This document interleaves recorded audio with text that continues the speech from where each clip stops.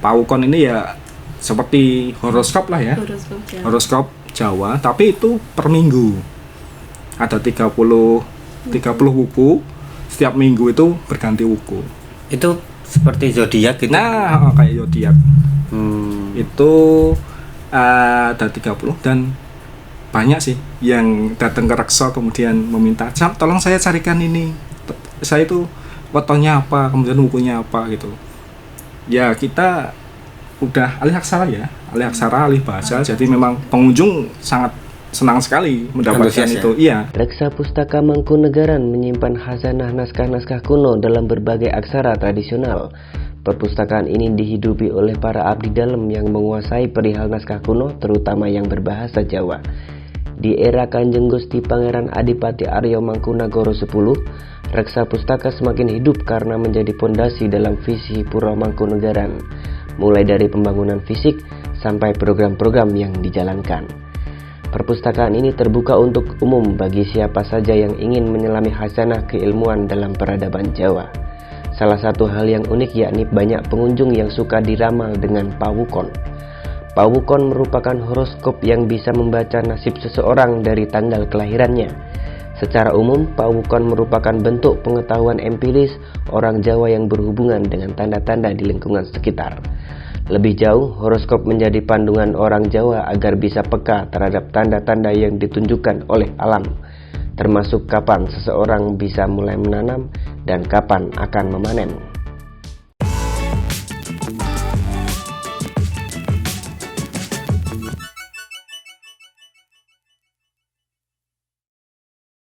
Halo Tribuners, kembali lagi dengan saya Ahmad di Kumpul-Kumpul Komunitas, dan kali ini kita bersama abdi dalam dari Reksa Pustaka, ada Mas Bayon dan Mbak Hema.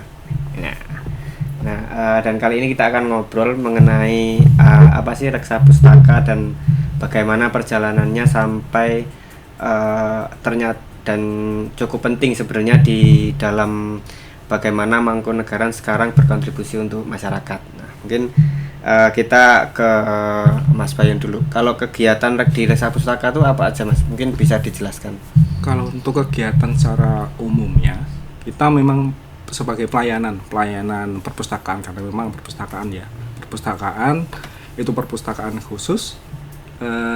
Kita punya banyak sekali manuskrip, kemudian ada juga arsip dan juga beberapa koleksi-koleksi yang berkaitan dengan kesejarahan Mangkunegaran, seperti itu. Nah, untuk kegiatan lainnya kita ada alih aksara juga, kemudian alih bahasa, dan juga ada beberapa diskusi-diskusi, baik itu internal dan juga ada diskusi rutin yang namanya adalah Pahaman Mangkunegaran. Seperti itu. Jadi itu setiap 35 hari sekali atau pas harinya Sabtu Pon.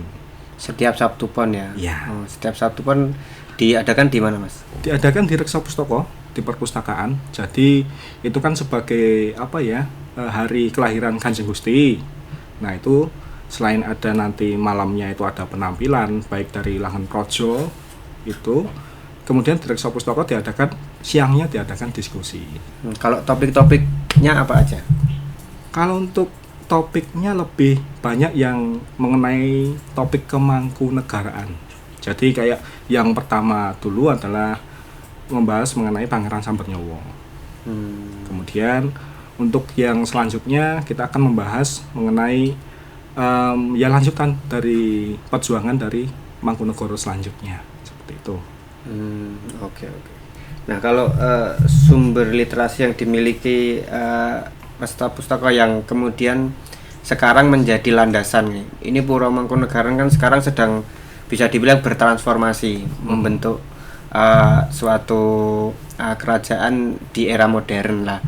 Bagaimana ini, Mas, sumber literasi yang digunakan yang kemudian sekarang bisa diwujudkan dalam program-program yang dilakukan di Pura Mangkunegaran? Ya, jadi itu Kanjeng Gusti Mangkunegara ke-10 itu sangat mendorong dari Reksa Pustaka. Itu karena ada kajian-kajian sejarah, kemudian kajian budaya. Nah, Kanjeng Gusti menginginkan bahwa arsip-arsip di Reksa Pustaka itu sebagai landasan untuk kegiatan budaya. kegiatan budaya. Nah, ada tata cara berpakaian, kemudian tata cara adat, dan juga ada juga ya tata cara lainnya kayak acara dan lain-lain. Itu semuanya harus menggunakan bahan ataupun arsip dari Reksa Pustaka.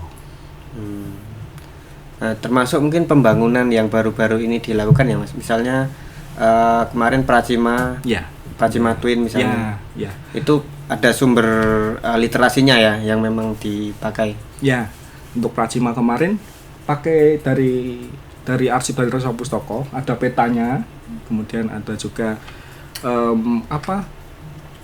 makna-makna yang ada di dalam Pracima itu memang bersumber dari serat-serat dari Patamanan Ujung Puri karya Mangkunegara IV. Jadi Pracima itu ya kayak dibangun kembali berdasarkan dari sumber naskah kuno seperti itu. Mungkin bisa diceritakan Mbak Emma, bagaimana sumber literasi itu digunakan dalam kemudian bisa mewujud sekarang menjadi bangunan yang cukup megah sekarang. Kalau dari sumber awalnya itu memang masih rencana ya mungkin ya, kalau dilihat dari peta yang sudah ada di situ. Jadi pada Mangkunegara IV itu punya rencana untuk pembuatan taman yang digunakan untuk anak-anaknya, tapi itu masih rencana, jadi belum dibuat dan masih di naskah yang tadi. Nah, ini diwujudkanlah ke Mangkunegara ke-10 sekarang gitu. Jadi banyak referensi yang diambil dari arsip maupun naskah yang ada di. Jadi memang ya apapun yang dilakukan Mangkunegara sekarang ada sumber sejarahnya dan dan acuannya yang dipakai dari arsip yang ada di Reksa. Memang diharuskan kayak gitu ya.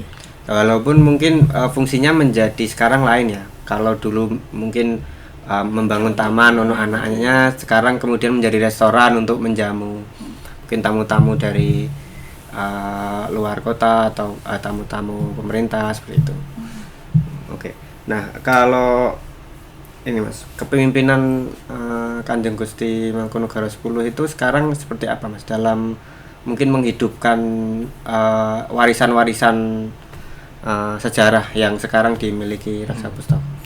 Ya tadi sama seperti tadi, jadi mendorong lebih banyak kajian, diskusi, kemudian itu sebagai landasan. Selain itu juga yang lainnya, kita juga mengadakan workshop pas libur Lebaran, kemudian libur yang panjang itu kita mengadakan workshop dari Reksa Pustaka Aksara Jawa, workshop Aksara Jawa. Kemudian saat ada adeging puro, kita juga mengadakan lomba menulis aksara Jawa, lomba cerkak untuk membuat cerpen bahasa Jawa.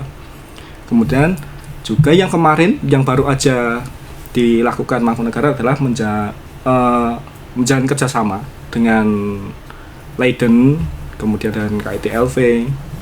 Itu kita membuat seminar internasional. Oh, simposium. Ya, simposium kemarin. Itu. Jadi pemikirannya Kanjeng Gusti itu sekarang bisa dibilang cukup progresif. Ya. Dia juga punya latar belakang akademis. Dan sekarang sumber-sumber sejarah menjadi sangat hidup di Mangkunegara ya. Ya.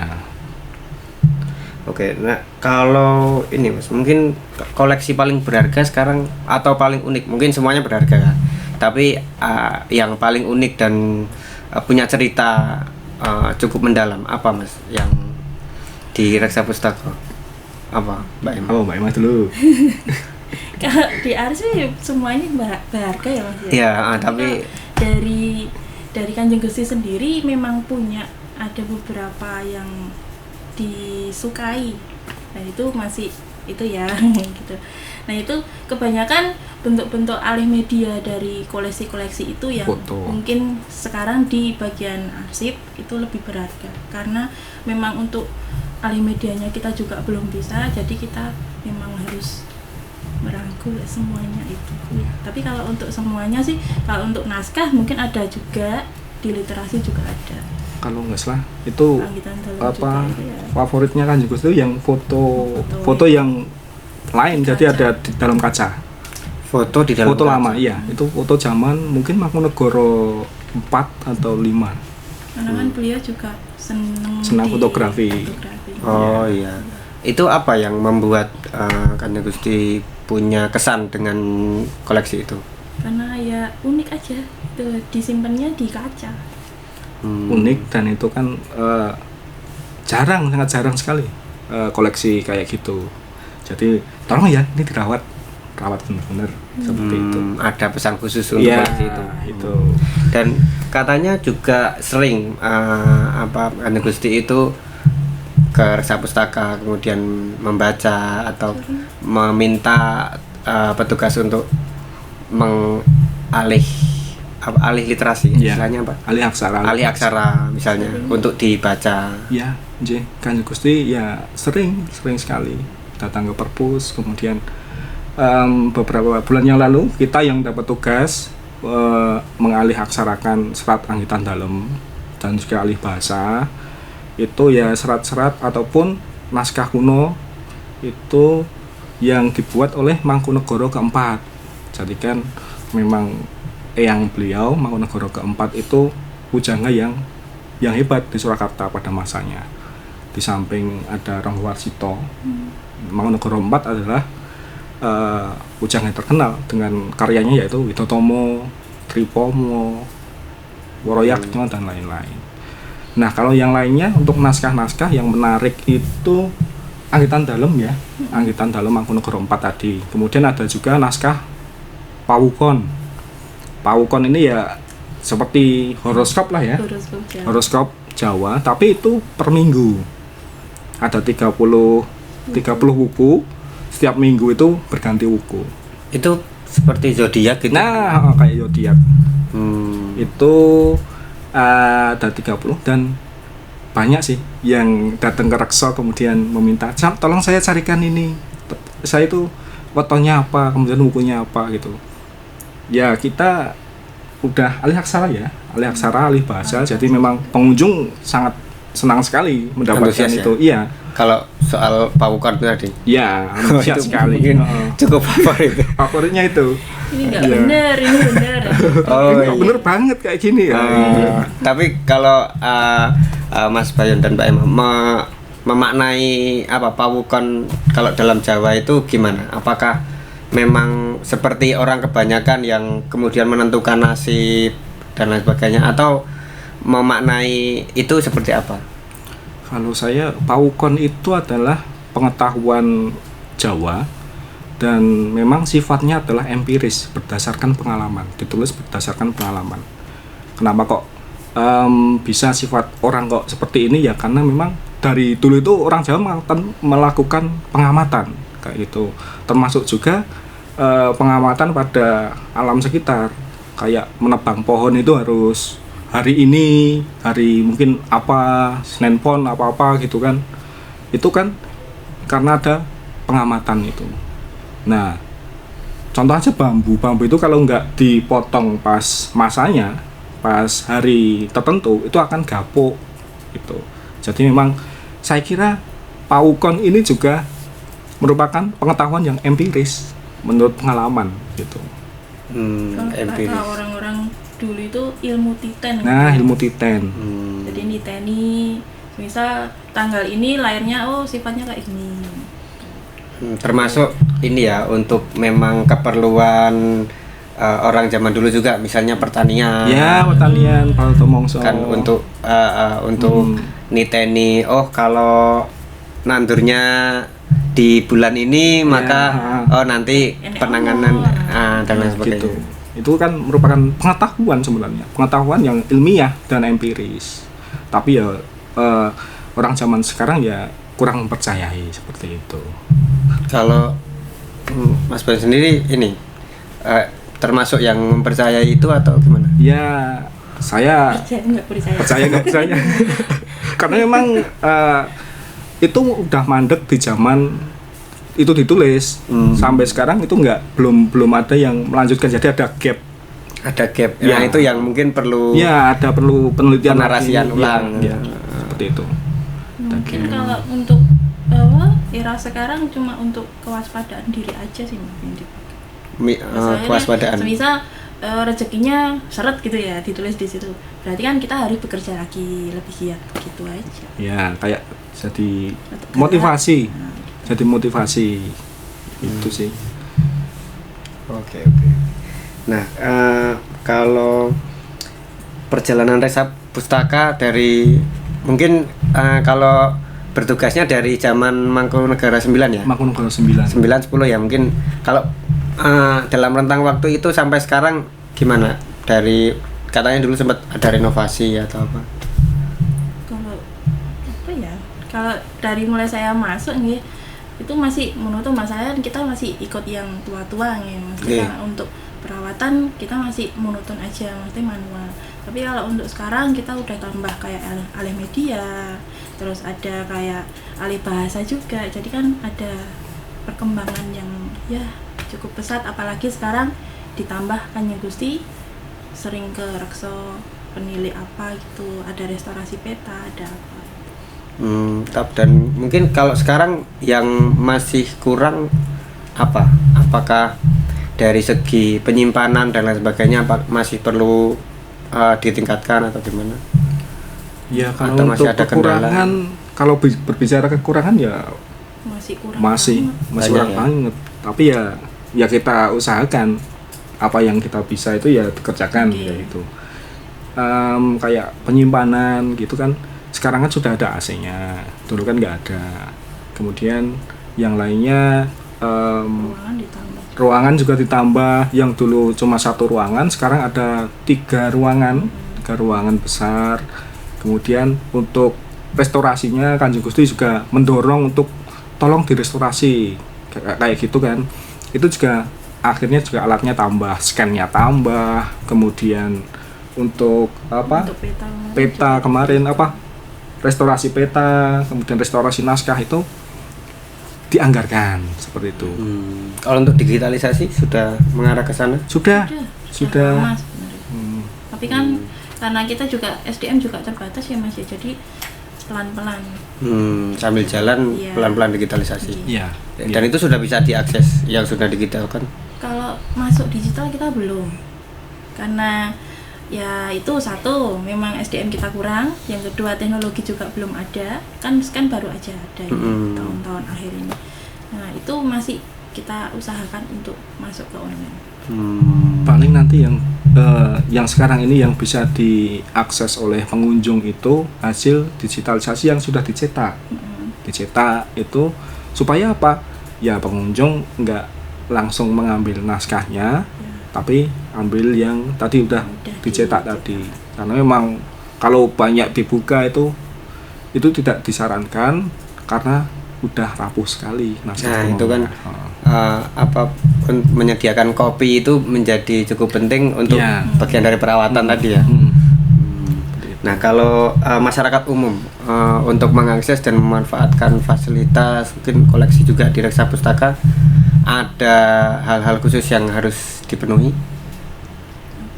Kalau untuk membaca sebenarnya ya biasa aja, tinggal datang aja. Silakan aja ya. datang ke Reksa Pustaka. Isi buku tamu aja. Isi buku tamu, kemudian mau cari apa nanti bisa dipandu oleh teman-teman pustakawan yang ada di sana.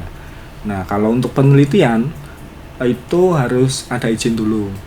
Ada izin ditujukan ke Panitro Dalem, ke Kanjeng Gusti. Itu disertai dengan proposal ya, proposal dan mau meneliti apa seperti itu. Barangkali kan memang itu sejalan dengan Mangkunegaran, jadi kita bisa kerjasama lebih lanjut seperti itu. Malah bisa lebih banyak membantu. Iya. Tapi kalau ingin hanya baca-baca langsung datang. Langsung bisa ya? datang, iya. Ada mungkin semacam unggah-ungguh atau apa? Mungkin semacam pantangan kalau masuk ke Ya, yang penting rapi ya.